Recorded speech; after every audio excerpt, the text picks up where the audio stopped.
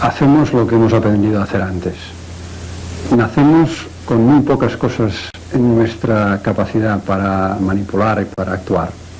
A medida que vamos viviendo, sin darnos cuenta, las personas que están a nuestro alrededor, los acontecimientos que están a nuestro alrededor, nos van aproximando realidades psicológicas que troquelan nuestra personalidad.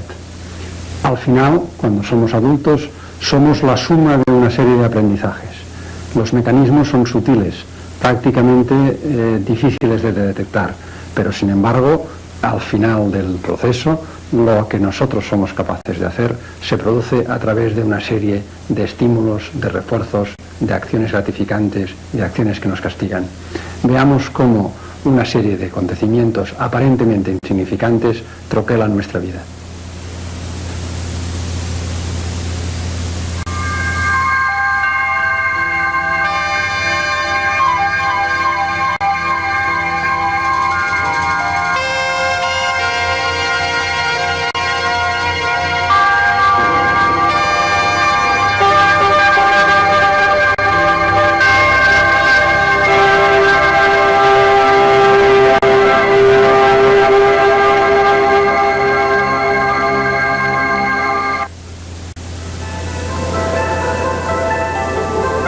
Para cualquier animal, el juego se llama supervivencia. Las reglas son sencillas: encontrar comida y bebida.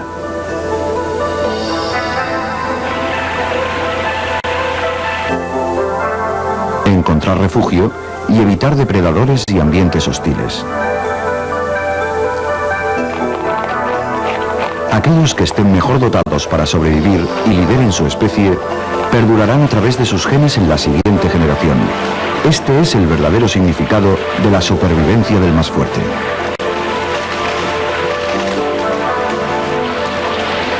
Afortunadamente, la naturaleza nos tiende una mano. Proporciona a los animales un conjunto de habilidades internas heredadas que entran en funcionamiento al nacer o muy poco después. Estas habilidades es lo que llamamos reflejos. Algunos reflejos, como por ejemplo mamar, facilitan los soportes biológicos necesarios para la supervivencia. Otros reflejos consisten en reacciones inherentes, simples y rápidas, frente a los estímulos que plantea una amenaza potencial.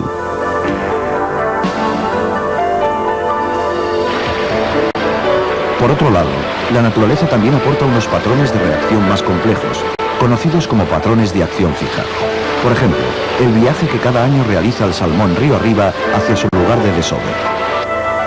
Son secuencias de acción disparadas automáticamente por unos determinados sucesos biológicos que hacen que todos los miembros de una especie actúen de la misma forma. Estos pájaros migrarán hacia el mismo destino en la misma época, año tras año.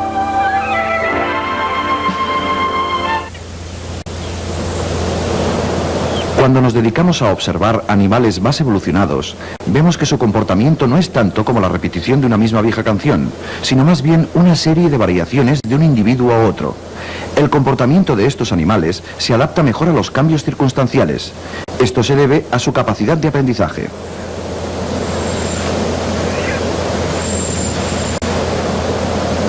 El aprendizaje es el procedimiento por el cual las especies se aprovechan de su propia experiencia. Es el mecanismo a través del cual experiencias anteriores guían futuras pautas de comportamiento. Esto es tan aplicable para el hombre como para las demás especies. Para los seres humanos, el aprendizaje abarca un amplio espectro de actividades, como dominar un idioma diferente, estudiar en la escuela, practicar un deporte,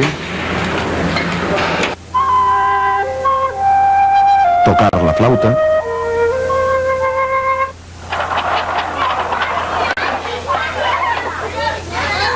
En el proceso de aprendizaje se modifica el comportamiento del individuo. Él o ella adquieren nuevos hábitos y ponen en práctica nuevas ideas.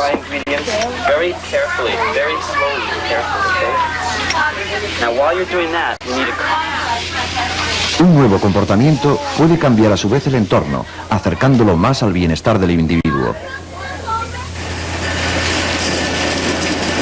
El aprendizaje nos permite hacer dos cosas importantes en la búsqueda de la supervivencia. En primer lugar, prever el futuro a partir de experiencias pasadas. Y en segundo lugar, controlar un entorno complejo y en continuo cambio.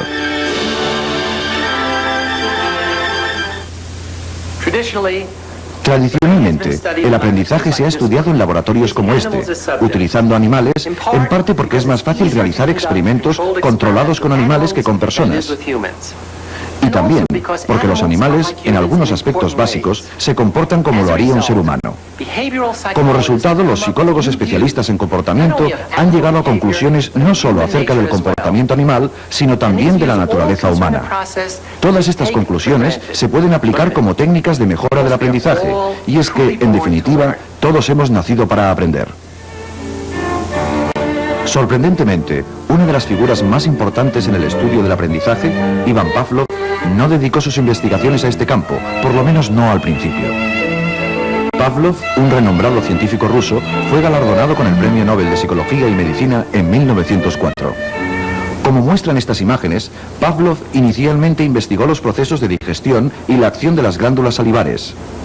Desviando la saliva de un perro a unos tubos de ensayo, podía medir con exactitud la cantidad de saliva que producía durante la digestión y en qué momento la producía. En el mismo instante en que le presentaban la comida, el perro comenzaba a producir saliva, debido a la existencia de un reflejo heredado, el reflejo de salivación. Sin embargo, después de algunas repeticiones del experimento, ocurría algo extraño. El perro salivaba antes de que le acercaran la comida. El simple hecho de verla era suficiente para estimular el babeo. El hecho de contemplar el plato de comida, o incluso oír los pasos de Pavlov o sus ayudantes, era suficiente para disparar este reflejo interno. ¿Qué es lo que le ocurría para que se produjera esta reacción? Pavlov decidió descubrirlo variando sistemáticamente el estímulo y midiendo las reacciones del perro. Utilizó metrónomos, luces y campanas como estímulos. Todos ellos funcionaron como elemento sustitutorio de la comida. Lo que importaba no era el tipo de estímulo que se usaba, sino el hecho de que era una señal inequívoca de que la comida estaba en camino. Pavlov había descubierto un tipo fundamental de aprendizaje, llamado condicionamiento clásico. Un estímulo original, comida, provoca una respuesta automática no aprendida, saliva. Ambos, estímulo y respuesta, ocurren de forma natural, son incondicionados. Entonces, un segundo estímulo, neutral, que nunca provocaría la respuesta incondicionada por sí mismo, se introduce justo antes de la presentación del estímulo original.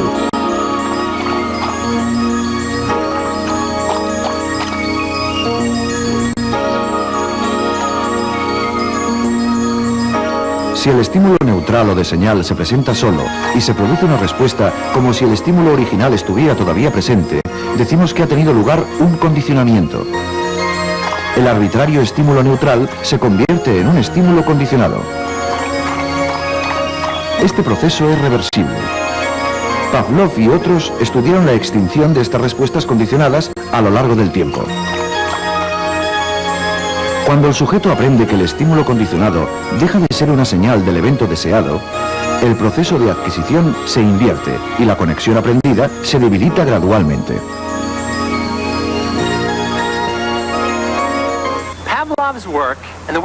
El trabajo de Pavlov y el de aquellos que lo continuaron nos lleva a una extraordinaria conclusión. Cualquier estímulo que un organismo puede percibir es capaz de provocar cualquier reacción que el organismo sea capaz de realizar. Esto significa que virtualmente cualquier sonido, visión u olor puede influir en la forma en que se tensen o relajen nuestros músculos, en los cambios de humor o incluso en cómo se forman nuestras actitudes. Veamos un ejemplo. Si yo digo relájese y a la vez hago esto, le produciré un sobresalto. Después de 5 o 6 veces de aparejar el relájese y el disparo de pistola, simplemente diciendo la palabra relájese, generamos una respuesta negativa antes que la normal reacción aprendida. El condicionamiento clásico puede ser tan potente, de hecho, que puede incluso provocarnos una enfermedad, suprimiendo, por ejemplo, el sistema inmunológico del cuerpo. El sistema inmunológico es una compleja red de órganos especializados y células que protegen al cuerpo de las enfermedades. Liberan anticuerpos cuya misión es destruir bacterias, virus y otros invasores. Cuando el sistema inmunológico se condiciona para que no trabaje, los resultados pueden ser devastadores. En la Escuela de Medicina de la Universidad de Rochester, el investigador Robert Adler y su colega Nicholas Cohen condicionaron a un grupo de ratones para que aborrecieran algo que normalmente les gusta mucho: el sabor del agua con gusto a sacarina.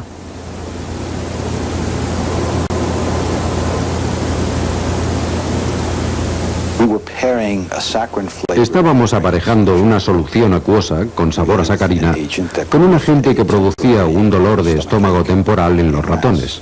Esta era una droga llamada ciclofosfamida. Y tal como esperábamos, encontramos que cuanta más sacarina consumían, más fuerte era la aversión al sabor de la sacarina cuando estaba aparejada con esta droga que los enfermaba. Estuvimos un mes dando a estos animales repetidas dosis de sacarina en lugar de su agua habitual, y algunos de los animales murieron. Era un experimento en el que los animales no deberían haber muerto. No había ninguna razón para ello. Cuando en un experimento sucede algo no previsto, resulta molesto y buscas la razón de por qué ha sucedido. Descubrimos que la droga que utilizábamos para inducir esta aversión al sabor es una potente droga inmunosupresiva. Suprime la respuesta inmunológica. Al mismo tiempo que estábamos condicionando la respuesta conductual de rechazo de la sacarina, también estábamos condicionando los efectos de la droga, es decir, una respuesta inmunosupresiva. Cada vez que el animal recibía una dosis de sacarina sin ciclofosfamida, se producía una respuesta de aversión y además una supresión del sistema inmunológico. Es decir, incluso el sistema inmunológico puede estar influenciado por el condicionamiento. Podemos aprender a ponernos enfermos e incluso a morir. El condicionamiento clásico no es el único tipo de condicionamiento. Al mismo tiempo que Pavlov había mostrado la importancia de la relación de aprendizaje entre dos situaciones de estímulos, un psicólogo norteamericano, Edward Thorndike, a principios de siglo, fue el pionero en el estudio de otro tipo de aprendizaje. Thorndike estaba interesado en cómo los individuos aprendían a solucionar los complejos puzzles que inventaba el mundo. ¿Cómo nosotros y otros animales aprendemos los hábitos y las nuevas habilidades que nos permiten encontrar nuestro camino a través de los laberintos de la vida?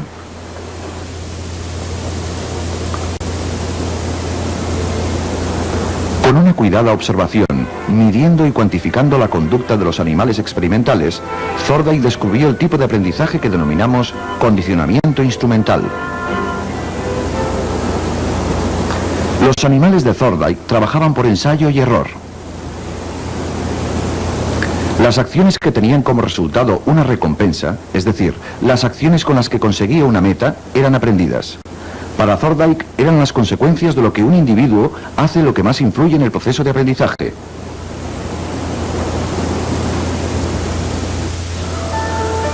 La ley del efecto de Thorndike postula que el aprendizaje está controlado por sus consecuencias. Aquellos comportamientos seguidos de buenas consecuencias se seleccionan y se repiten, mientras que los que conducen a malas consecuencias o a ninguna consecuencia no se repiten. Otro psicólogo norteamericano muy influenciado por Pavlov fue John B. Watson. Watson creía que en psicología lo único viable de estudio científico eran las conductas aprendidas observables. Atacó las doctrinas sobre rasgos heredados e instintos como causa de un comportamiento. En su lugar, habló del poder ilimitado del condicionamiento y del control del entorno para modelar el comportamiento tanto de animales como de seres humanos. Para estudiar el poder del condicionamiento, Watson utilizó bebés como sujetos de estudio, tal como vemos en estas imágenes de 1920. Watson demostró que se podía aprender emociones fuertes en una situación por condicionamiento y después generalizarlas o transferirlas a otras situaciones similares sin tener que repetir el condicionamiento original. Watson y su ayudante, Rosalie Reiner, condicionaron a los bebés para asustarse con un ratón blanco que antes les había gustado. En este caso, trabajaron con un bebé de 8 meses, el pequeño Albert. Cada vez que aparecía el ratón, se hacía sonar un ruidoso gong que alarmaba al bebé. Poco después, la aparición del ratón solo era suficiente para asustar al bebé y hacerle llorar. Se estaba operando un condicionamiento clásico. Cuando el bebé se alejaba gateando del ratón hacia un sitio seguro, su comportamiento resultaba recompensado y de este modo su miedo se reducía. En ese momento se estaba operando un condicionamiento instrumental. Más adelante, cuando el bebé veía algún estímulo similar al ratón, un conejo, un perro, un abrigo de piel, una máscara, su miedo aprendido se había generalizado para cualquiera de ellos. Aquellos bebés que antes no tenían miedo de nada, ahora se atemorizaban fácilmente por una gran cantidad de cosas inofensivas. Este primer estudio de Watson fue controvertido debido a la utilización de bebés. Hoy en día, un experimento de este tipo no podría llevarse a cabo debido a las estrictas directrices éticas que gobiernan el tratamiento de todo tipo de sujetos de investigación, tanto humanos como animales. Algunos años después de estas demostraciones, un miembro del equipo de Watson, Mary Cover Jones, desarrolló técnicas para eliminar miedos ocasionados por condicionamientos naturales en adolescentes. Jones fue la primera terapeuta conductista. Pero estas técnicas llegaron demasiado tarde para algunos de los sujetos de Watson. El destino del pequeño Albert permanece en la incógnita. Otra figura esencial en el estudio del aprendizaje es el psicólogo de Harvard, B.F. Skinner. Skinner partió de las ideas de Pavlov sobre el control experimental y el condicionamiento, del énfasis de Thorndike en la importancia de las consecuencias del entorno y del enfoque de Watson sobre el comportamiento observable. La psicología es la ciencia del comportamiento humano, apoyada en la ciencia del comportamiento de otros seres. Sin embargo, el comportamiento humano se distingue debido a un cambio particular en su evolución que permitió el nacimiento de los lenguajes como una cultura especial. Y desde luego incluimos en el estudio del comportamiento lo que la gente dice sobre sus procesos mentales, sus intenciones, etc.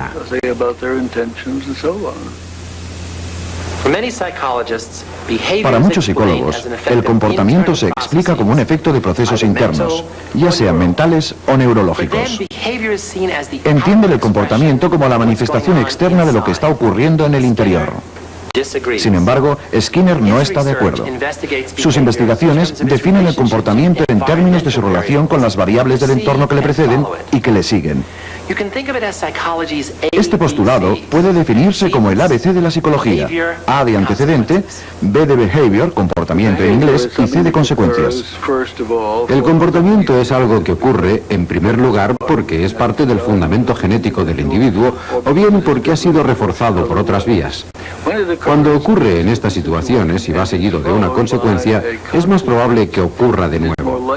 Pero si además, en ese momento, está presente un estímulo, entonces ese estímulo es el que controla las probabilidades. El comportamiento ocurre en situaciones similares a aquellas en las que ha sido reforzado. En definitiva, los tres términos son muy importantes.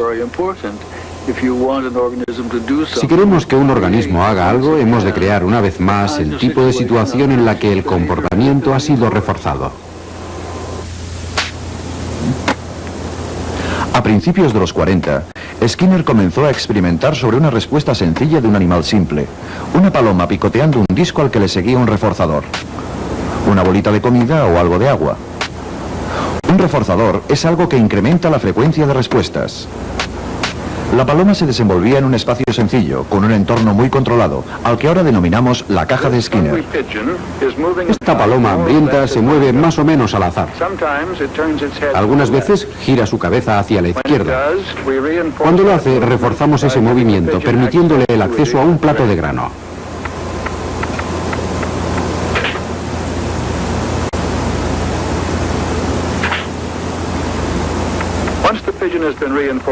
Una vez hemos reforzado a la paloma para que realice un leve giro hacia la izquierda, podemos esperar reforzarla a que la gire un poco más lejos.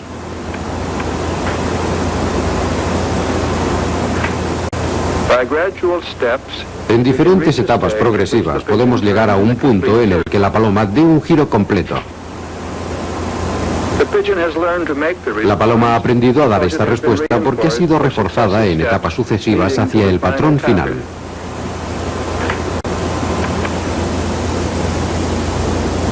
A la larga, Skinner creó una cadena de montaje psicológica, en la que los datos de comportamiento eran el producto final. Utilizando mecanismos automáticos, podía presentar estímulos, grabar respuestas y organizar programas de reforzamiento sin la necesidad de la presencia de un investigador. De esta forma, se pueden reunir una enorme cantidad de datos. Más importante todavía, la frecuencia con la cual la paloma picoteaba. Podía medirse con precisión, y esta tasa de respuesta variaba directamente con las consecuencias del reforzamiento. Esta tasa podía ser controlada reorganizando el momento y la frecuencia de las consecuencias del refuerzo. En otras palabras, la conducta de la paloma podía cambiarse modificando las consecuencias. La versión de Skinner del condicionamiento instrumental se denomina condicionamiento operante. Un buen comportamiento operante es el que opera sobre el entorno y produce consecuencias.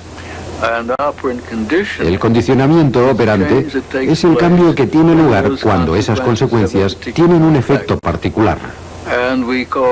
A este efecto se le denomina fortalecimiento o reforzamiento. Es decir, lo que el sujeto acaba de realizar tiene ahora más probabilidades de repetirse debido a que le han seguido consecuencias reforzantes. Estudiamos el condicionamiento operante organizando las consecuencias, no únicamente para modelar una forma particular de conducta durante un largo periodo de tiempo, sino también para cambiarla ligeramente. Utilizando técnicas de condicionamiento operante, se ha conseguido entrenar palomas para picar correctamente una suma de números y ejecutar todo tipo de proezas.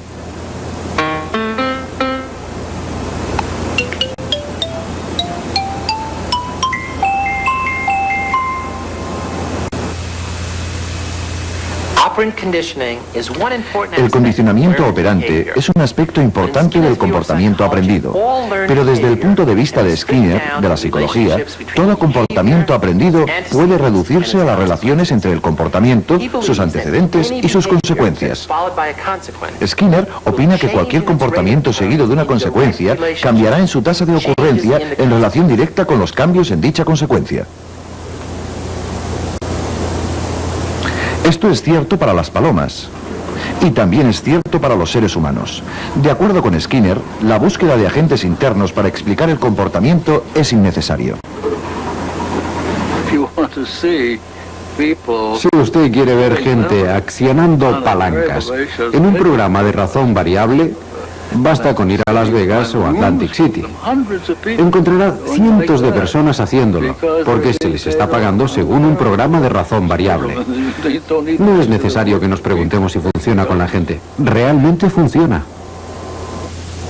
Aunque las ideas de Skinner sobre psicología son controvertidas, esto no significa que sus principios de condicionamiento operante sean limitados.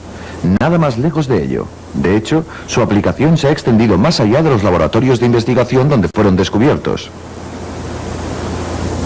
Hay muchas aplicaciones prácticas de la teoría del aprendizaje en la vida cotidiana, en los colegios y en los negocios. That means that they don't always do everything perfectly every time. Este publireportaje muestra un programa de entrenamiento realizado en San Diego llamado Perros para la Independencia. When something is going on between you and your dog, you react properly. Now, a reaction is different from intellectual awareness. A reaction says you have to do it in a split second.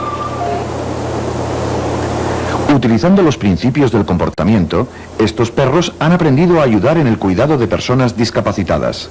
Se refuerzan comportamientos deseados a partir de condicionamientos operantes intencionados, hasta que el perro aprende una nueva rutina en la que se encadena una secuencia de respuestas compleja.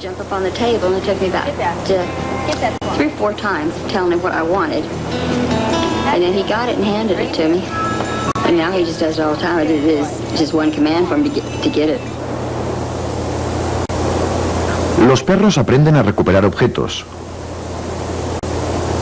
a tirar de una silla de ruedas e incluso a utilizar un ascensor.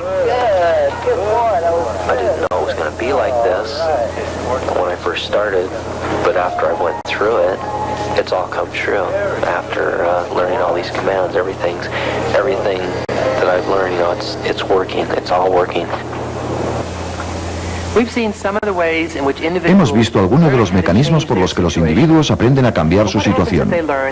Pero, ¿qué ocurre si aprenden que nada provoca una diferencia? ¿Qué ocurre si han aprendido a abandonarse totalmente? ¿Podemos utilizar el condicionamiento para superar esta indefensión adquirida? Afortunadamente, la respuesta para muchas personas angustiadas es sí.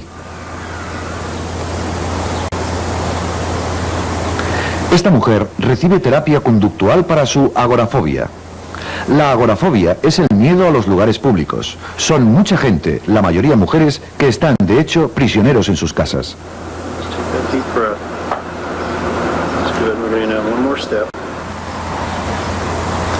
La característica de esta terapia conductista es su enfoque pragmático destinado a cambiar directamente el problema conductual, los síntomas del individuo.